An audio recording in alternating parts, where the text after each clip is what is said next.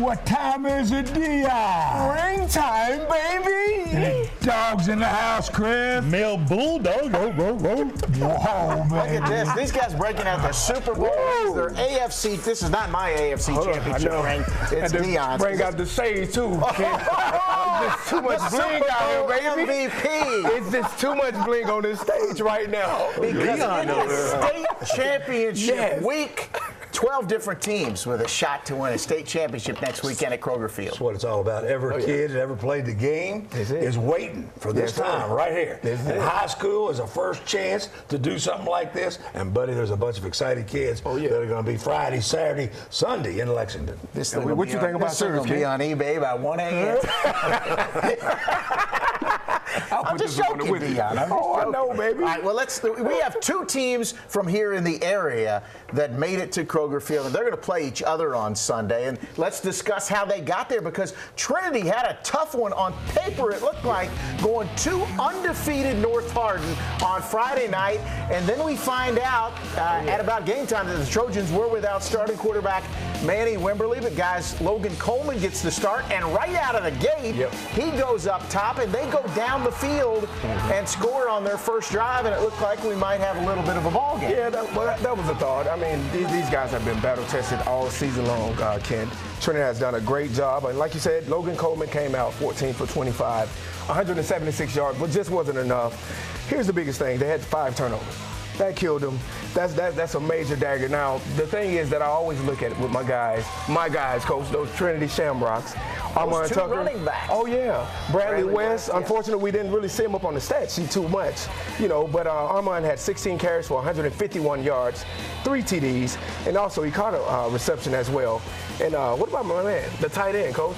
Caleb Rakulia. 5 catches, baby. All year long. 98 yards and a touchdown. So, Ken, here's the thing with Trinity. They play good defense, sound defense, and actually run the football, a lot of play action, and allow the other teams to make a bunch of mistakes, in which that's what North Hardin did. 5 turnovers, 3 interceptions, and 2 fumbles. So, hey. 54-7, the final. A North Hardin team that came in unbeaten. And Trinity, they got some things going right about now. Trinity's playing at the top of their game right now. It's not new for them. They do it year in, year out. They're at the top of their game right now. They're solid offense. They got a good running game, can throw the football. But their strength, defense. They're probably the only school I've seen all year long that really took away the run from Mayo. Last time they countered each other on. So defense, key for Trinity. Oh, yeah. Well, and speaking of Mayo, let's see how they got to that state championship game. They came in riding a 19-game winning streak, hosting Tate's Creek, and on the very first drive of the game, well, they just kept on giving it to Jalen Bross, and we've seen him do this quite a bit, the 11-yard touchdown, and all of a sudden they're up 7-0. And Chris, they did throw it a little bit, and Isaiah Cummings is probably a little better receiver than some of these teams out in the state have faced this year. Yeah, you got a double team, and you have a guy like Isaiah Cummings on the outside. Here he is making an outstanding catch, and then once he gets the ball, you can see what he does. He's a load to take down. It takes usually more than one guy to bring him down. So it opens the door for guys like Jalen Bross, and he takes advantage of it. They have a lot of talent out there. But Bryson Rogers also can catch the ball and make plays over the middle, and he's a big target too, which quarterbacks like, don't they? Absolutely. Anytime you can have this has got to be one of the tallest receiving core in the country. I mean, they look like a college team when they walk on the field. So a lot of targets for that quarterback Parrish for sure. Bross, 31 carries, 193 yards, 5 touchdowns, and then Parrish to Cummings for the touchdown. Dogs win at 48-18. They're 14-0 headed into that showdown with Trinity, which we will discuss in depth in our final segment. All right. And 4A Central goes on the road, a tough Boyle County team. We know maybe the best team in the state, you could argue. They jump up 7-0, and then, guys, we see Vernon Duncan taken off on a stretcher, and we hope he's all right, but that was a little scary. And the game kind of turned there. It was pretty much all Boyle County from there. Yeah, Trinity loses their Central loses that quarterback early, Deshaun Mucker, not in the ball game. So consequently, Central is not hitting on all cylinders, and they're playing probably the best team in the state of Kentucky, maybe at any level. Rebels win at 31-14. They're 14-0. Central finishes 8-6. Okay, now a 3A game, and I was there on Friday night at DeSales. And this happened earlier in the year. We had Christian Academy and South Oldham in the first game of the year go to overtime, tied at 0. And it happened again on Friday night. Ty Scroggins, when he was at Central, he faced Belfry in the 3A title game 6 times. Beat him 4 times. Philip Haywood, the all-time winningest coach in Kentucky history. There you see it. All zeros on the clock and the scoreboard. First overtime possession, the first points of the game, Peyton Hensley gets in. Extra point makes it 7-0 Belfry. So, the overtime, you get it at the 10-yard line. First play for DeSales. Look at this. We can score. Okay. James Johnson takes it in. Extra point ties it at 7. Now DeSales gets the ball first in the second overtime, and it comes down to 3rd and goal here. DeMarcus Avery, who was here last week, is our premier packaging player of the week. He's able to muscle his way in. Eventually, they're going to come in and go ahead and give him the touchdown sign. So DeSales kicks the extra point. They're up 14-7. Just need to get a stop here, guys. 4th and goal. Comes down to one play here. 4th and goal. They got to go for it because they're down 14-7. And it's Hensley again. And as you can see, just gets the ball across the line before he's knocked back. So, Coach, here, interesting situation. Can we tell the backstory?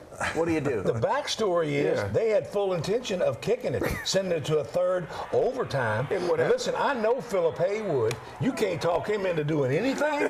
And those kids on the side talked him into going for 2, and it worked. Isaiah Dixon on the sweep. Belfry wins it 15-14 in double overtime, and they move on to the 3A state final where they are they're very familiar. You think Coach would have tried that?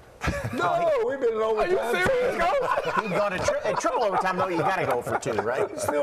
We'd still be playing. I got a kicker. All right, guys. KCD, we've talked about them a lot on the show. They came in undefeated on Friday night. They got a home game. Win this, you go to the state championship game. Dorian Hurd's done it for him all year and for his entire career. 1,854 yards, 30 touchdowns for him.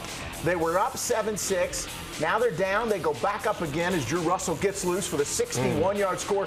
They're up 14-12, and it's looking pretty good for the Bearcats to move on, but Paintsville's got some players, too. Paintsville obviously has a pretty strong ball club, but hats off to the KCD. What a great year they've had. Paintsville wins it 44-20, and KCD finishes up the best season in school history, 13-1, and Paintsville will get in that single-A championship game Pikeville, because Pikeville, who hosted Holy Cross on Friday night, they got 4 touchdown passes from their quarterback, Isaac McNamee, in a big 36-7 win over the Cougars. And we'll have Bob Braunger here in just a second, but Pikeville moves on at 13-0. So that sets up the state finals. We'll discuss those in depth coming up in our final segment. And coming up next, Coach Redmond sits down with retiring Holy Cross head coach Bob Braunger as Game On rolls on. Welcome back to Game On, and if you're a high school football fan in Jefferson County, this guy is no stranger to you. His name is Bob Braunger, head coach twice at Holy Cross, been the head coach at Valley, Fern Creek, South Oldham, and has done a magnificent job, and we are really, really honored to have you on our program tonight, so thanks for being here. Well, no, thanks for having me. It's this is a unique experience, and one that I will cherish, I'm sure.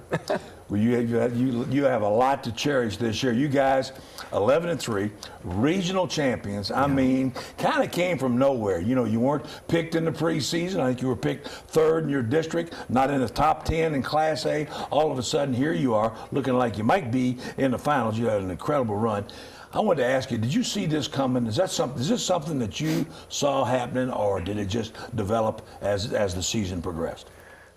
Well, I was kind of disappointed in the preseason thoughts about us. What everybody doesn't understand is 4 years ago we had 22 freshmen, and 7 of them ended up being starters for us as freshmen. And I felt bad for the seniors that we've had the last couple of years, because they were great athletes and a great group of kids, but there just weren't very many of them. And so they had to put up with having all these freshmen start, then having all these sophomores start, and then now this year, all these guys are seniors, and 7 of them have 4 years experience. So I thought it would be a really special year. The only thing I worried about was our schedule is extremely tough for a single-A school. We played Covington Holmes, we played Walton Verona, we played Paducah Tillman.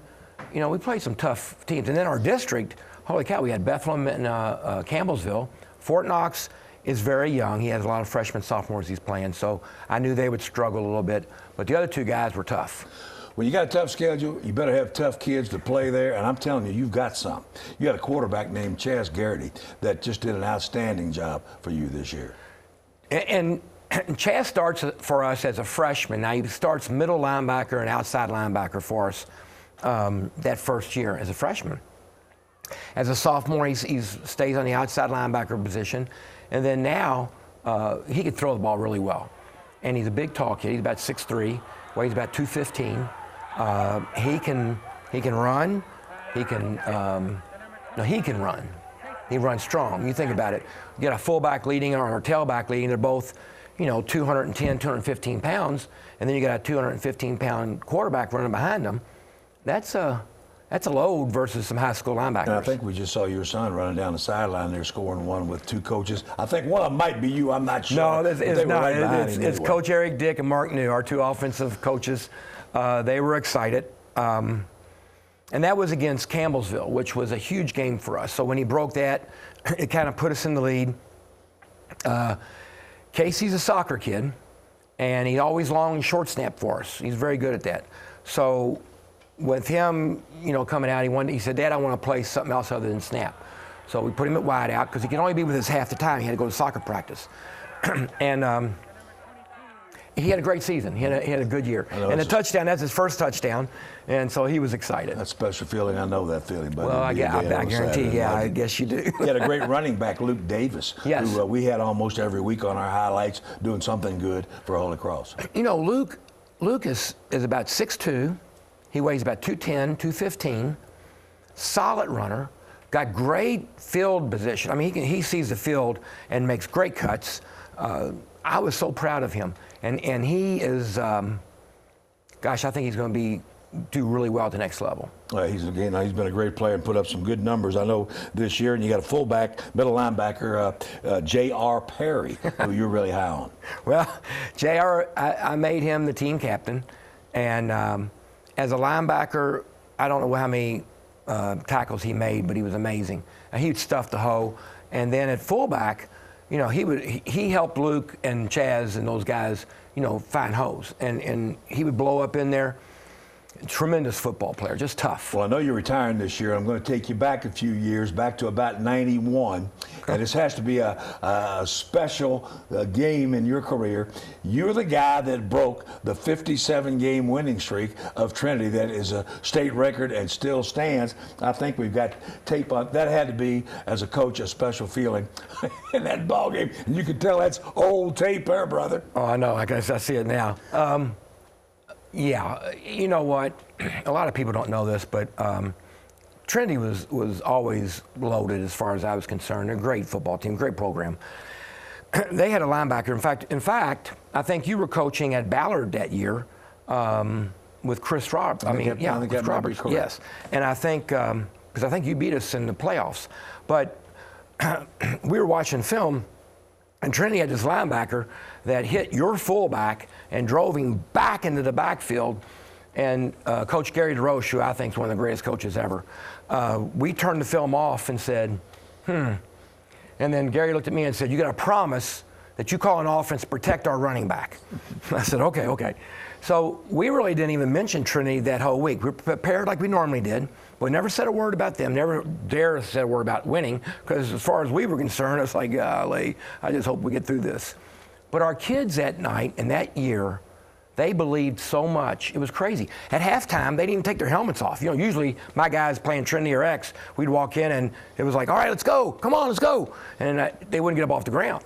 But that night, mouthpieces in, helmets on, Coach, let's go. What a win. I'm telling you what, it's one that we resounded around Jefferson County, I promise you. Listen, here at Game On, we want to wish you the best in retirement. Thank you so much. I got a sneaking feeling that somehow you'll be involved in football some way, but we have great respect for you and what you've done and what you've done for kids, man. Thanks. You've been a mentor to a whole bunch of real lucky high school football players. Thanks for what you've done, and thanks for what you're going to do. Well, thanks, all right, buddy. Coach. I appreciate it. Stay with us now. We're going to have our Player of the Week to join Kent, and Chris, and Dion, Jalen Bross, male high school Bulldogs. That coming right after the break.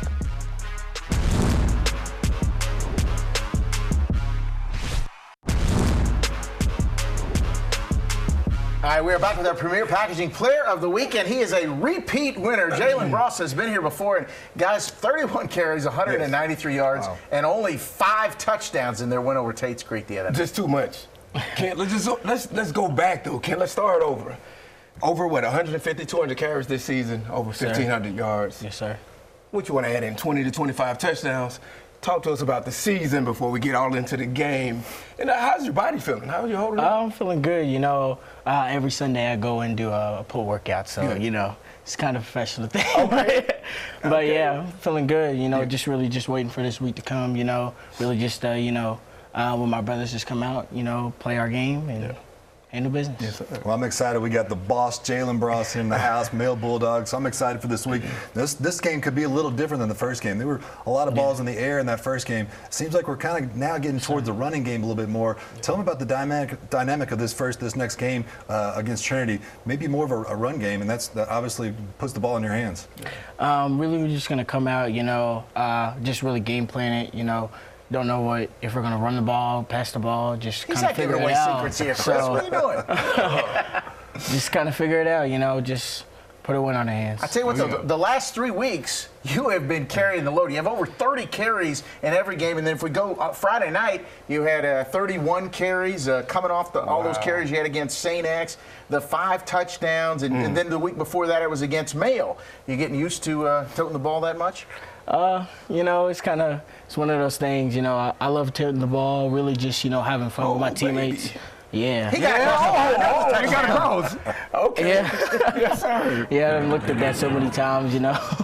But, you know, just with my teammates, you know, just having the receivers that we have that can catch and block too, and just the offensive line that we have, you know, they can really block, and I put a lot of faith into them. They're a lot of my good guys. I love these guys. Yeah, coach has been outspoken. That offensive line, those are some big really boys good. up there. And you mentioned the receivers, but Isaiah Cummings, Bryson Rogers, Vinny Anthony, they block downfield for you too.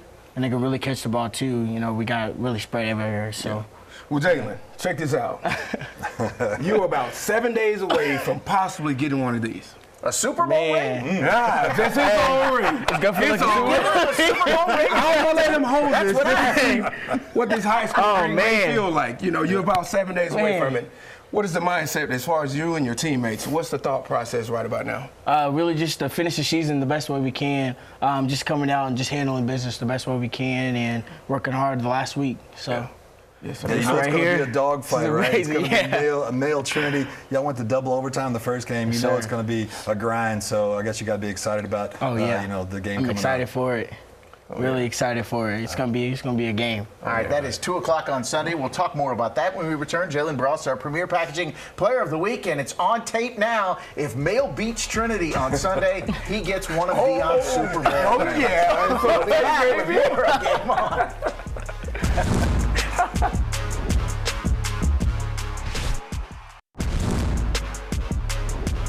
All right, welcome back to Game On, our final segment here, and time to look at our UPS Ultimate Performers from the state semifinals, guys. Will McDaniels, Boyle County, 23 carries, 176 yards, 2 TDs. Great player. Keep an eye on that kid. Yes, sir. And what about his teammate, Coach? West Virginia commit Reese Smith, 4 catches, 102 yards, and 1 touchdown. Also, to go along with my guy, Armand Tucker, Coach, 16 carries, 151 yards, 3 TDs. Also, he had 1 reception as well for a touchdown, 17 yards. We got some quarterbacks, too. Nathan McElroy from Trinity, 14 of 16, 167 yards, 2 touchdowns. Isaac McNamee, Pikesville quarterback, had 4 touchdowns. And Luke Doobie going to Cornell University out of Tate's Creek. He was 29 of 54, 314 yards, and 3 touchdowns. All right, some big numbers. Of course, also Jalen Bross and the other guys we talked about in that first segment. Now, the state championship games are coming up starting on Friday at Kroger Field. And how about this? Our friends at Edge Sports say Trinity has a 62% game-winning chance, and they predict a 26-20 most likely score. What do you think, gentlemen? Are they talking about us, Deion? They are talking about us. This is what we've been predicting. This is what I've been predicting, not Coach and Chris, all season. I think this is about accurate, Coach. I'm telling you, I think it is a dead toss-up game. Last time, both teams, counteracted each other on the run game. The passing game was a difference, and it could be again. We've got the highlights from that first meeting. That was on September 20th. The game was at Mayo in double overtime. In the first overtime, Elijah Parrish up top to Isaiah Cummings, and then we showed this play from a couple different angles on our show here, because in the second overtime, Parrish just kind of throws it up, and Cummings has all kinds of guys all over him, and he goes and makes the play, and that's your game-winning touchdown. A 2017 Mail win in double overtime. Man, yeah, when you got a guy that's that big and can make plays like that, they had 4 guys trying to cover that dude in overtime, and so that guy can make some big plays. But state championship game. Trinity's hot. It is definitely going to be a close matchup. It's going to be a lot of fun to watch. State championship, Trinity Mayo. It's happened before. Let's go back in the archives to 2002. Coach, cover your eyes, because Brian Brom and Trinity win a 59-56 thriller. Best game I've ever been to. Why you got to do this, Kent? Bring this back. Chris asked me to show up. I was very fortunate to be a spectator and watch all that happen. It was a great day to be involved in a game like that. And it could be deja vu, Kent. Absolutely. You think Trinity wins? Yeah, I think Trinity wins. It's tough to beat a team. Those two guys are picking me up. Quickly, we have all 6 games coming up. Do we have that? All 6 games coming up, starting. Those are in order, starting on Friday, finishing up 2 o'clock Sunday with Trinity and Mayo. And the season finale next week of Game On. We will be right back here next Sunday night to talk about that state championship game. And guys, also, we'll have our Player of the Year and Coach of the Year. And Chris, they're getting some rings, right? They got some rings from Balfour. We're really excited about it. The kids, we've seen some pretty impressive rings tonight. This one's pretty good, too. More rings next week when we return on Game On. Ring a ding.